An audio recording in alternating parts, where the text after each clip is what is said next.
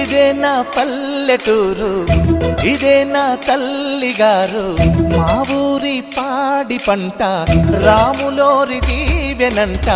తల్లి గోదావరి నీళ్ళు కడిగ సీతమ్మ పాదాలు. ఊరంతా హాయ్ హాయ్ హాయ్, మనసంతా హాయ్ హాయ్ హాయ్. ఇదే నా పల్లెటూరు, ఇదే నా తల్లిగారు. మా ఊరి పాడి పంట రాములోరి దీవెనంట.